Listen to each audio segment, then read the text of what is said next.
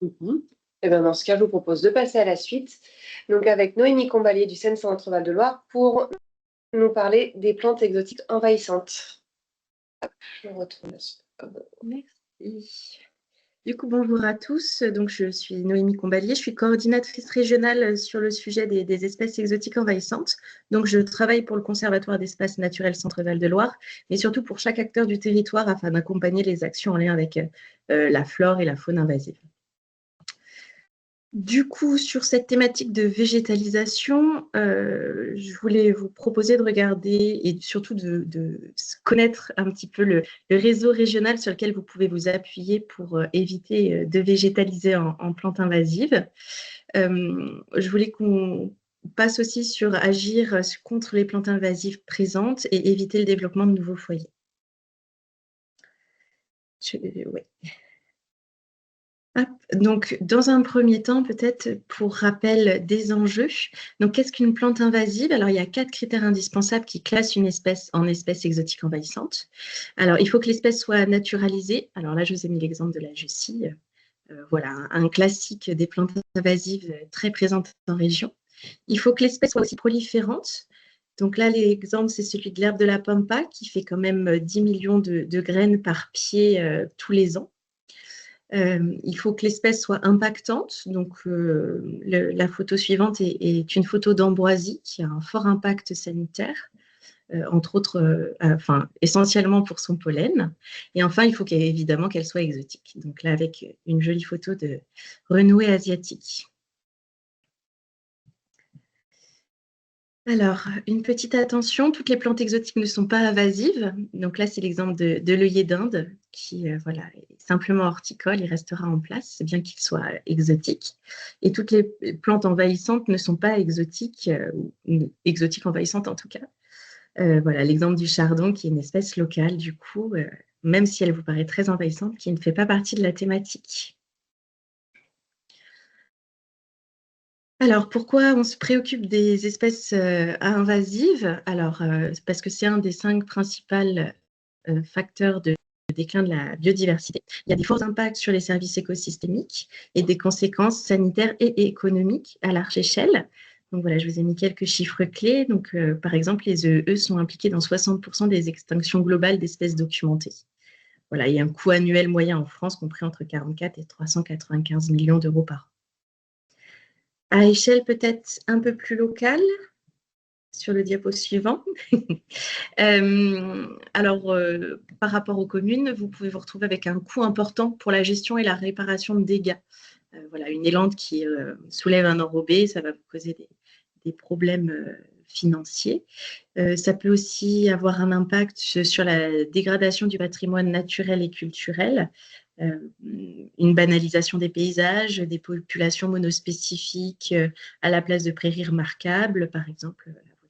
Vous êtes sur des exemples d'impact d'espèces exotiques envahissantes. Vous pouvez avoir aussi des impacts sur des activités récréatives, comme la fermeture d'étangs, par exemple, à cause de la Jussie, et donc un empêchement des activités de pêche ou des activités sportives. Et puis, vous pouvez avoir aussi de lourdes conséquences sanitaires, donc le pollen de l'ambroisie dont on a déjà parlé, mais aussi il est possible de se brûler, par exemple, avec de la berce du Caucase.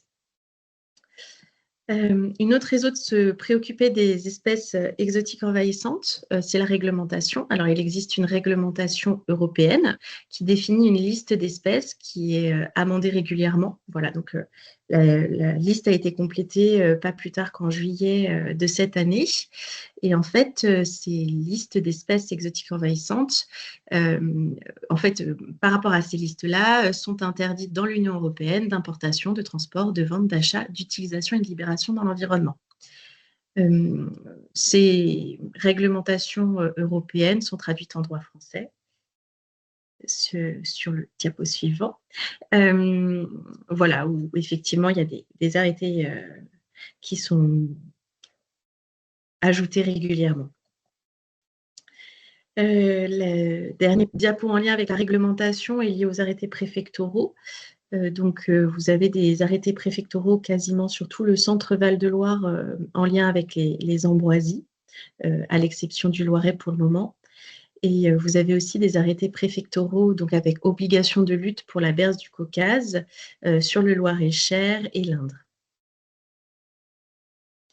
Voilà pour la fin de cette introduction. Donc, si vous avez besoin de végétaliser votre territoire, vous pouvez vous appuyer sur le réseau régional qui existe en lien avec les espèces exotiques envahissantes. Donc, je suis à la coordination d'un groupe de travail, donc le groupe de travail plantes invasives en Centre-Val de Loire, qui a été créé en 2008, et l'objectif est vraiment d'apporter un appui technique aux gestionnaires et à l'ensemble des acteurs du territoire.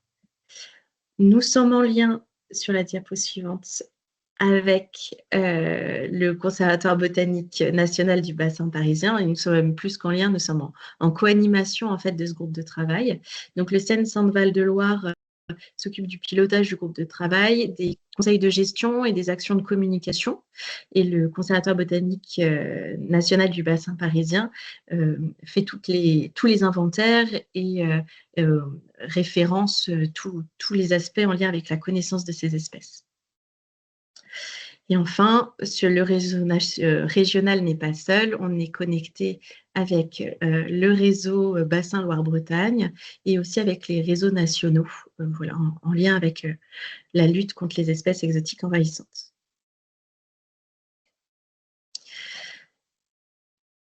Voilà, donc vous pouvez vous appuyer sur ce réseau régional. Et alors, pour agir contre les plantes invasives déjà présentes, vous pouvez vous appuyer sur la liste régionale, la liste hiérarchisée régionale des espèces végétales invasives. Alors, si vous souhaitez la retrouver, vous l'aurez sur notre site internet. Pour vous expliquer globalement, l'idée de cette liste hiérarchisée régionale, c'est vraiment d'aider à la gestion et à la priorisation de gestion en fonction des espèces que vous trouvez sur vos communes. Donc, en espèces avérées prioritaires, c'est-à-dire les espèces rouges foncées qui se trouvent tout en haut de la liste, vous avez des espèces avec des très forts enjeux, soit parce qu'elles sont peu présentes et très impactantes, peu présentes en Centre-Val de Loire et très impactantes. Du coup, si vous en avez sur vos sites, c'est vraiment l'occasion de multiplier vos efforts de gestion, parce que là, vous êtes sur vraiment une lutte qui a un sens et qui pourra avoir une finalité positive pour préserver la biodiversité. Ou alors, vous êtes sur des espèces qui ont un fort impact sanitaire. Donc, l'ambroisie fait partie de cette première catégorie. La deuxième catégorie, juste en dessous, donc les espèces avérées secondaires, ce sont des espèces qui sont très présentes en Centre-Val de Loire. Par exemple, la Jussie fait partie de cette catégorie, mais aussi le robinet faux acacia. En fait, ces espèces sont tellement présentes qu'à part à échelle vraiment très locale, si vous avez peu de pieds, voilà, il est peu probable qu'on arrive à se débarrasser de ces espèces avec des actions de gestion. Donc voilà, la seconde liste, c'est vraiment pour prioriser la gestion seulement sur des sites vraiment avec des impacts localisés. Ensuite, vous avez en troisième colonne en jaune, en troisième ligne pardon, en jaune, les listes d'observation.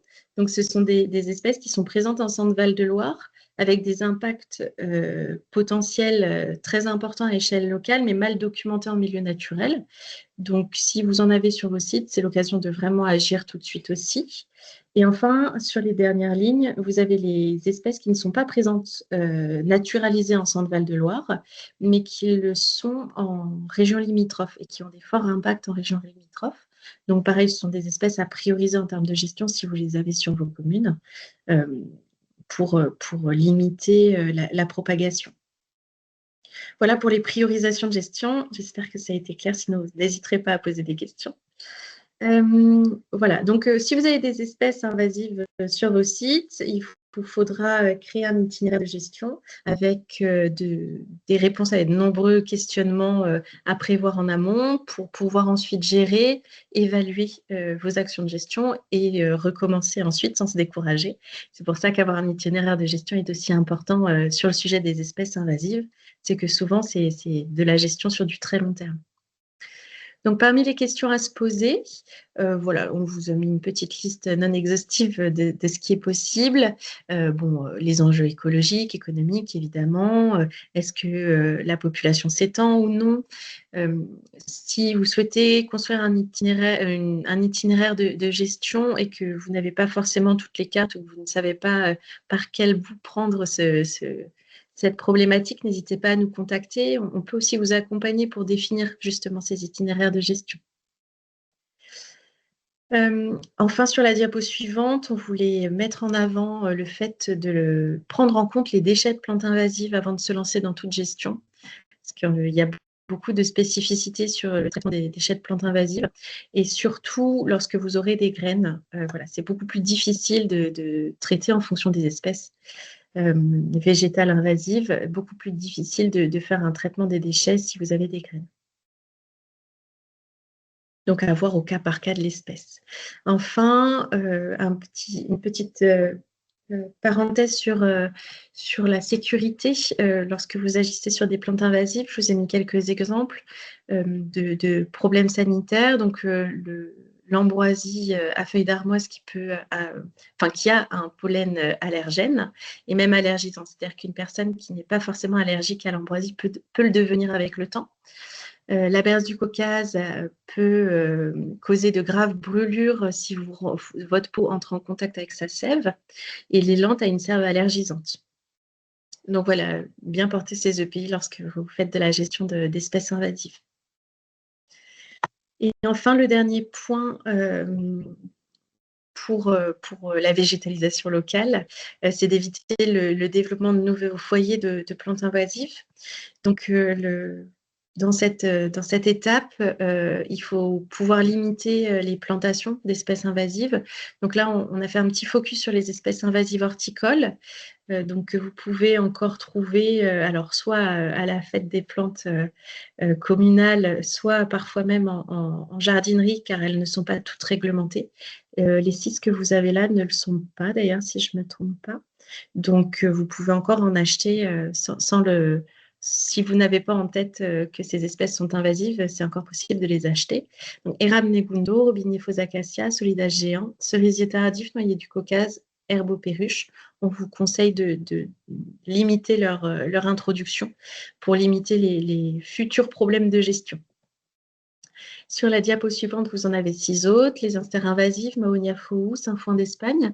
Et les 3 suivantes sont réglementées pour le coup, donc vous ne pouvez plus en acheter en jardinerie, mais vous pouvez toujours en trouver de façon illégale du coup, mais en bourse aux plantes par exemple, balsamine de l'Himalaya, élante et herbe de la pampa. Ensuite, pour prévenir la dispersion involontaire de ces espèces invasives et en avoir sur vos communes, il y a plein de possibilités d'actions faciles à mettre en place. La sensibilisation des parties prenantes, les propriétaires de parcelles, les gestionnaires, etc. Le nettoyage de machines et d'engins et aussi de chaussures lorsque vous mettez en place une gestion des espèces invasives. Sur les zones de stockage temporaire des déchets de plantes invasives, évitez tout contact avec le sol et recouvrir le tas avant exportation. Donc là, on est vraiment sur des actions de gestion que vous auriez faites et des déchets que vous auriez déjà créés. Pour le transport de ces déchets, vous pouvez les transporter en benne couverte sur le dessus et géotextile dedans. Ça évite par exemple les cannes de renouée asiatiques qui sont dispersées en bord de route. Vous pouvez mettre en sac poubelle si vous avez des petits volumes, etc. En tout cas, voilà, il y a une possible réflexion sur le transport de ces déchets de plantes invasives. Si vous êtes en milieu aquatique, il faut éviter au maximum de se déplacer en engin motorisé par hélice, pour éviter la fragmentation. Protéger le milieu avec des filets ou barrages filtrants pour pouvoir récupérer tous les fragments de plantes. En cas de reproduction végétative, pensez à bien nettoyer le site avant d'arrêter votre opération de gestion. Et enfin, une précaution particulière doit être prise pour les périodes d'intervention de gestion de plantes invasives pour éviter en fait d'avoir des graines dans vos déchets et donc du coup d'avoir plus de problèmes à les mettre en valorisation. Et enfin, Au sujet de la dispersion involontaire, donc Pardon. pour éviter, il n'y a pas de souci. Pour éviter la dispersion involontaire dans les aménagements, donc l'idée c'est de pouvoir sensibiliser les parties prenantes toujours, limiter les sols à nu. Voilà, si vous avez possibilité de planter des couvre-sols, d'installer du paillage sur vos massifs, ça évitera de possibles dispersions d'espèces invasives. Vous pouvez intégrer des clauses spécifiques dans vos CCTP, vérifier la provenance des terres, l'environnement des pépinières sollicitées et enfin planter ou semer des espèces locales. Et c'est là que je rends la main du coup.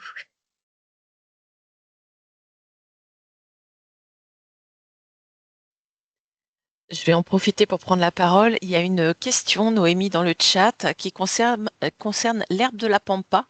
Si on Oui. en a sur des terrains municipaux, par exemple, est-ce qu'il faut l'enlever volontairement et comment faire dans ces cas-là? Alors, l'herbe de la pampa, comme toutes les espèces réglementées, ont une interdiction réglementaire d'importation, de transport, de vente, d'achat, d'utilisation et de libération dans l'environnement. Donc, il n'y a pas d'obligation réglementaire de couper ou de détruire les pieds déjà en place. Par contre, d'un point de vue protection de l'environnement et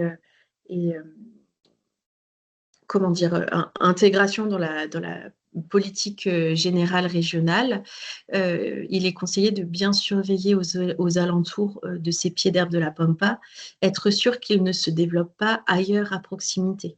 Surtout si vous êtes à côté d'espaces naturels, voilà, bien surveiller que le pied que vous avez sur votre espace ne devient pas trop proliférant en fait aux alentours. Sur la question de la gestion, l'herbe de la pampa, c'est une espèce qui se gère assez facilement. La problématique est toujours une problématique de graines, mais sinon, il suffit, alors ça dépend de la taille du pied, mais d'un arrachage, en tout cas, un arrachage suffit à venir à bout de l'herbe de la pampa. Est-ce que je réponds à l'entièreté de la question, du coup? Je pense que oui, puisque la question était très, très cadrée. N'hésitez pas, si vous le souhaitez, à poser vos questions dans le chat pour qu'on puisse y répondre de façon plus simple. Je précise un petit peu mon discours, du coup, si j'ai 1 minute. Ce qui peut se faire en gestion pour éviter la dispersion de l'herbe de la pampa en précaution, c'est simplement couper les inflorescences avant même qu'elles n'arrivent en fleurs. Voilà, là, vous aurez une action de gestion pour limiter la propagation des espèces invasives qui ne vous demandera pas un grand travail étant donné que c'est simplement couper les inflorescences et en plus, vous n'aurez pas trop de difficultés à les mettre au compostage étant donné qu'il n'y aura pas de graines. Et là, vous limitez complètement la possibilité que l'herbe de la pampa se développe ailleurs sur le territoire. Ah voilà. Donc le dernier DAPO, c'est simplement nos coordonnées. Si vous avez besoin de nous joindre, n'hésitez pas.